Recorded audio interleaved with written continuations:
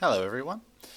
So today I want to talk about well, first of all, welcome. This is the final video in the anger management series, and I wanted to make something special for this last one. So what I want to actually talk about is I actually want to go over some ultimate hacks for anger management. Okay, so I want to talk about things that you normally won't hear from counselors or psychologists or people giving anger management advice, or if you do, it's not very common. Now, as I keep saying, everyone feels anger. Anger is a normal emotion. It's helped us to survive over millions of years. We wouldn't be here today if anger and its its consequences, obviously, controlled consequences, has flourished. We need it. Obviously, if it goes overboard and becomes detrimental to our life, that's when we need to be able to tone it down a bit. So it's kind of like a volume button. If it's on too loud and it overtakes our life, well, then that's not good, and that's where we need to start toning it down. And I'm going to give you some hacks that you can use to tone your anger down very extremely. Okay, so these hacks are not for the faint of heart, so they say, but they will have a significant impact on your anger management, and you'll start seeing results very, very quickly if you apply these hacks. Now, before we get started on these hacks, I actually want to go over how the body reacts to anger. Okay, so when we're angry, what happens to the body? Why do we feel angry physiologically? Okay, what does the body do? Why does it react the way it does when it feels threatened, or when something out of its control happens and all of a sudden you start feeling angry? So once again, I have my trusted whiteboard here. Okay, and I'm just going to start off talking about where are we? Here we are. About how the body reacts to anger. Okay, so there's a little part of our brain, probably about the size of a walnut, right at the bottom center, or just above the bottom center of the brain, called the amygdala. Okay, now the amygdala is the most primitive part of our brain. When the amygdala activates, it means that there is a threat. It means that there is something happening in our lives that is threatening to kill us, threatening to harm us, or threatening to harm something that we love or care about or depend on. Okay? So when the amygdala starts to kick in, there is another part of our brain called the prefrontal cortex, which is at the front of our brain, which basically allows us to think rationally. So there's no emotion when it comes to the prefrontal cortex. That's where we can think things rationally through. We can kind of take a step back, think things logically, and then overcome whatever issues we've got. But when the amygdala kicks in, the prefrontal cortex, the rational part of the brain, basically shuts down. Okay, so we can no longer think rationally. Now, why is that? So, when the amygdala kicks in, our body starts to become flooded with adrenaline. Now, adrenaline is a hormone that we need, which gives us energy, which means that we basically have superhuman strength for a short period of time to overcome whatever threat is happening. Our stress hormone, called cortisol, increases. The reason that our cortisol increases, while adrenaline gives us energy, cortisol actually gives us focus. Okay, it's a stress hormone, so if we have too much of it, it can be very detrimental. But cortisol gives us focus. It also causes our blood pressure and heart rate to increase, which is needed. We need to have increased heart rate. We need to have increased blood pressure, so that way the blood can go to the extremities where it's needed. That means that we can run faster, we are stronger.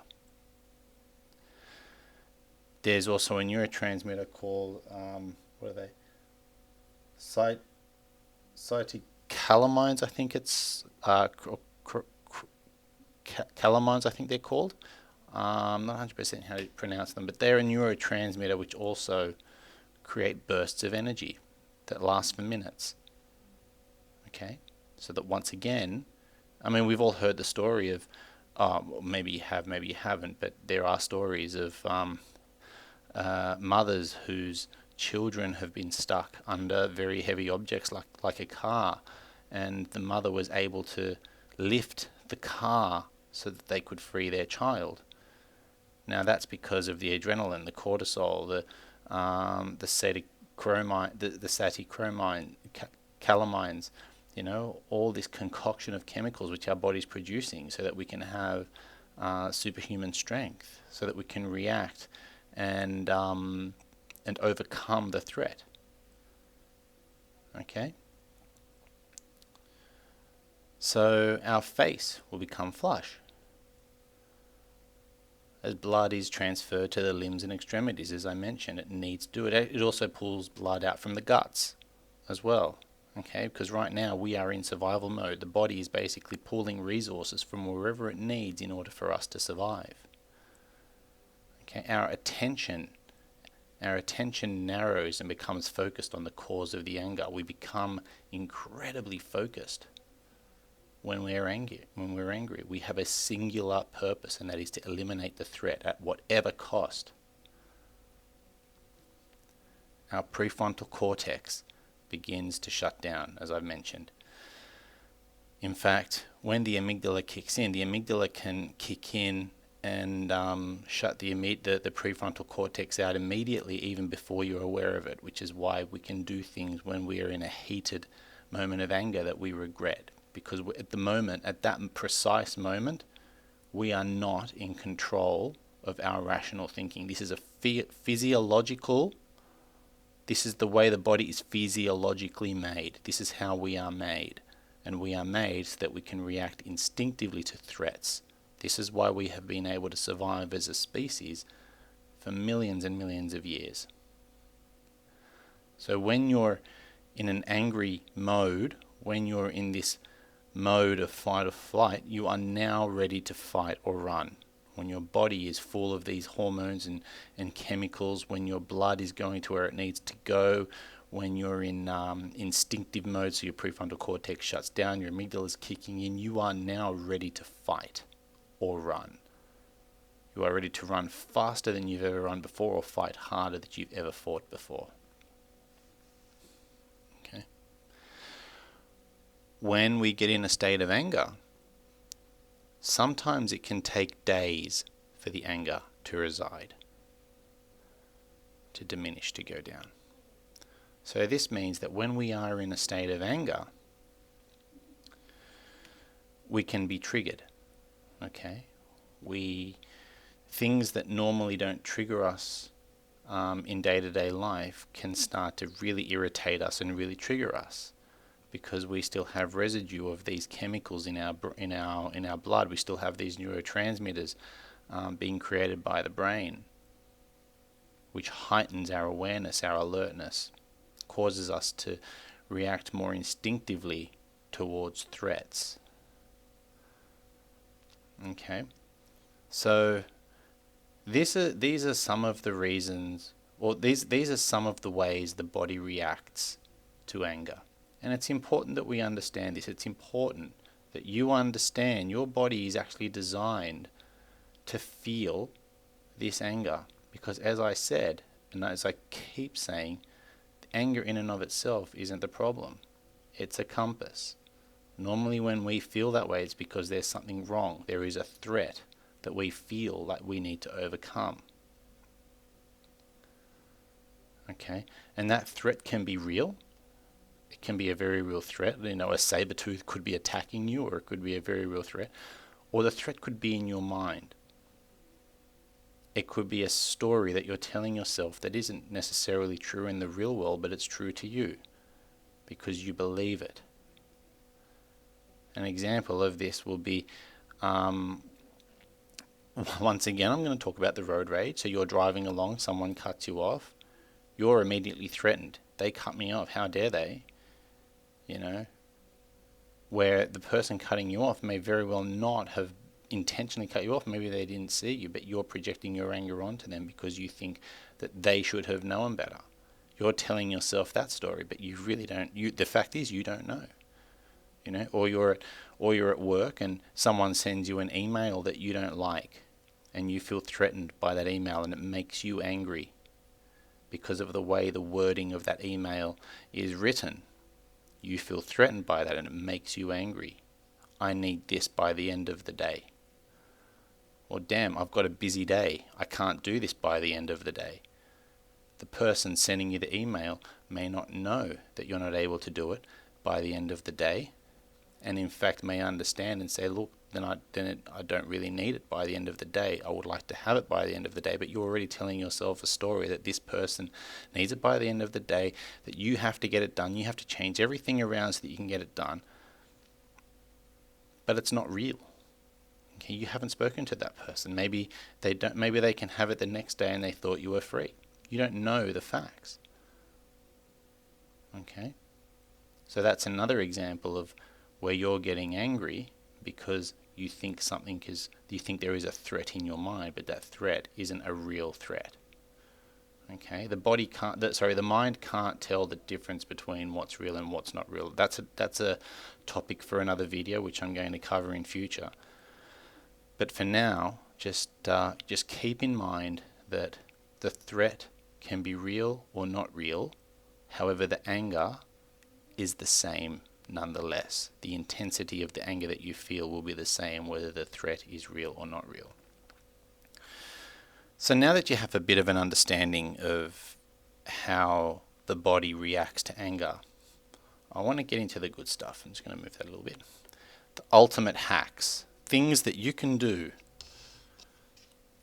so that you can start controlling your anger in a more intense way and in a quicker way.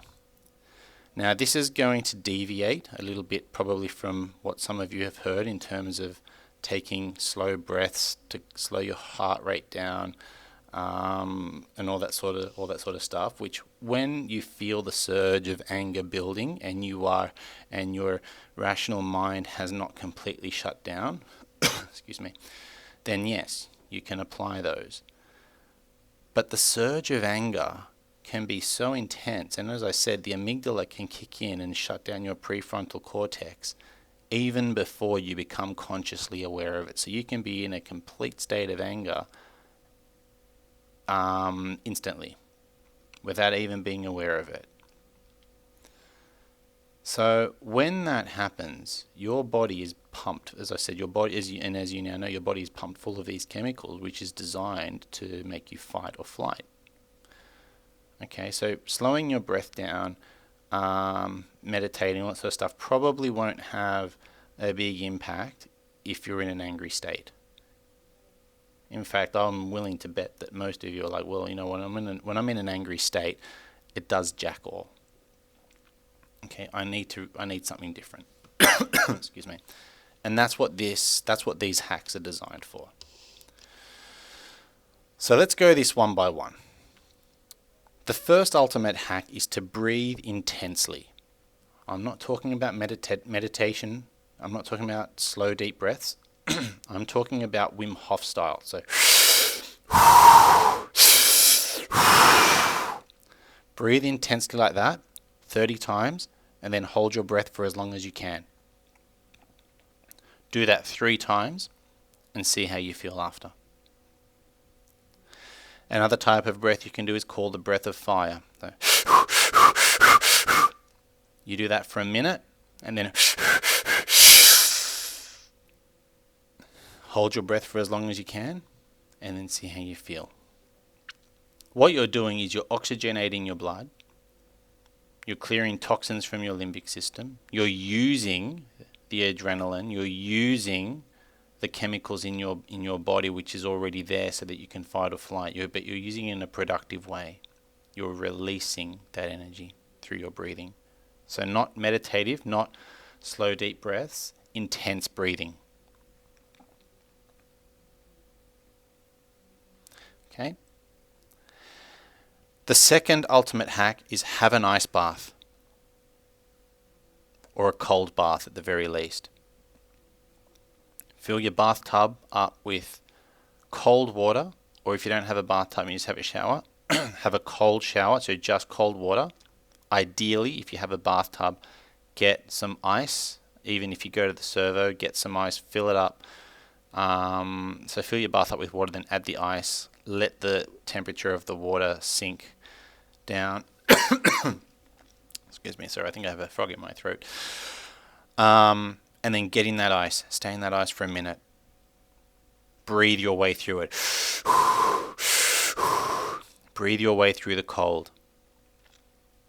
What you're doing is you're resetting your nervous system. Very, very intensely. Very, very powerful stuff. You're resetting your nervous system. You're actually putting your body in a very high state of stress. Okay, but this is a controlled it's called hormetic stress. It's a controlled healthy stress. Okay, when you're angry, you can become uncontrolled. What you want to do is you actually want to reset your nervous system with a cold, and you want to put your body, you want to actually create more cortisol, pumping that into your bloodstream. Okay, and then what happens is when you get out of the bath, that's when the real work begins. Okay, so you're putting your body under intense stress, and then when you get out of the bath, cortisol starts to go down. Your dopamine and your oxytocin, which are two neurotransmitters, very, very happy hormones, they start to kick in and you start to feel better. On top of that, ice bath also reduce inflammation, which means that your blood pressure goes down, your heart rate goes down, blood starts being pumped back into your gut, which helps boost your immune system. There's huge, huge benefits from having ice baths. If you can, try and have at least 3 ice baths a week. And if you can, try, a minute is fine, try and stay in the bath for 1 to 3 minutes. You want to try and get 11 to 12 minutes a week in an ice bath. But 3 ice baths a week, 1 minute per ice bath is fine. This is an intense hack to manage your anger. Tense your muscles to exhaustion and release. So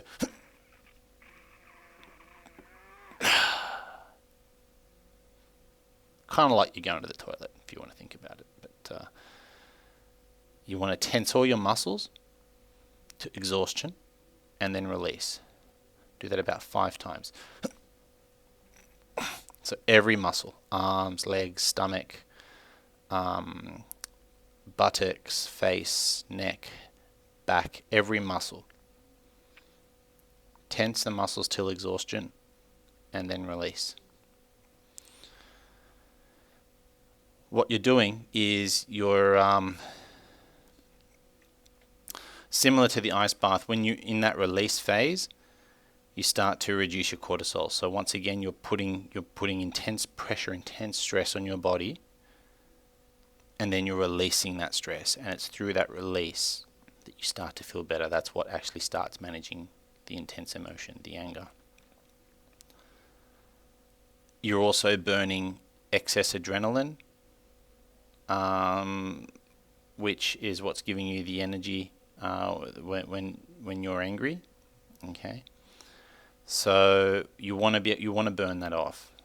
Okay, and doing this sort of stuff helps burn that off. Do a HIIT class, so high intensity interval training. Go to the gym. Don't do strength work. Do a HIIT class, something that you work to exhaustion, where you get out of breath. Excuse me. You want to release these chemicals with high intensity workouts. If you don't like going to the gym, or you don't have a gym membership, go for a jog. But when you're jogging, do bursts of intense sprinting. So jog, jog, jog, then sprint as fast as you can for 100 meters, then jog again until you're out of breath. So sprint until you're out of breath, 100 meters, then jog again. Okay. Jog for maybe another 200 meters or so, then another intense 100-meter sprint, or 50-meter sprint even. Just get that sprint done. Interval sprinting. Hit a punching bag.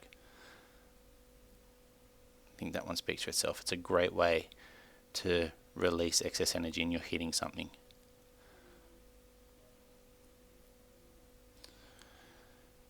Allow yourself to feel angry as you do these ultimate hacks. Remember, it's okay to feel angry. But what you're doing is you're using this anger in a productive way. You're releasing the anger in a productive way.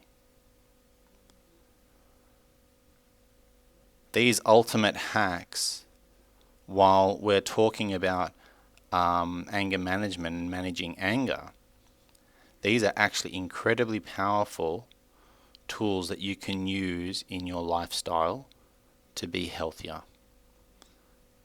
to manage your emotions. Okay? So let your anger issues be a catalyst. That is, let it be a drive for you to make these sorts of lifestyle changes.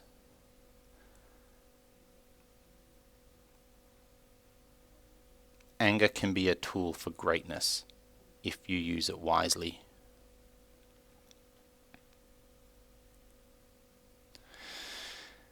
Okay, so I'm just going to put this back. Okay, so that basically concludes the anger management tutorials or course, whatever you want to call it. If you do have any questions, please feel free to call me. Please feel free to get in contact with me. You can go to my website, alexrodriguez.com.au. I do anger manage. I do an anger management course, and I can give you a letter of participation after I've worked with numerous clients who need letter of participation for employment reasons, as well as for court reasons, whether they're on parole or they're going to a court hearing and their lawyer needs a certificate of participation. So I can provide those. Remember that there is nothing wrong with you if you are angry. It is an opportunity to grow. Okay? Think of it as an opportunity for you to learn more about yourself. Okay? It's never about what life does to you. It's always about how you react to what life does to you. That's your power. That's your control. That's a lot of power to have. Okay? So if you did like this video, please feel free to like and subscribe, all that sort of stuff. And I'm going to be talking about relationships in my next series. But if there is anything else you would like me to cover, please get in contact. I'm doing this for you. Okay, I'm doing this for you guys because I really want to make sure that you have the tools you need to have a successful, happy, and peaceful life. Because you are all amazing people. You are fantastic. You are beautiful. You are perfect, just the way you are. Okay, and I want to help you realize that. Okay, and I want you to be able to get to a point where even when you stumble or when you fail, so-called fail in life, it's not a failure. It's an opportunity to learn. It's an opportunity for you to become better than what you are. Because that's ultimately what we all want, right? We all want to live a life of peace. We all want to live a life where we feel happy within, where we feel comfortable within, even when things hit the fan, even when life really sucks. And there's nothing wrong. You can still have a peaceful life when life sucks. And I want to make sure that you guys have the tools that you can attain that you can achieve that. So until next time, look after yourselves. Bye.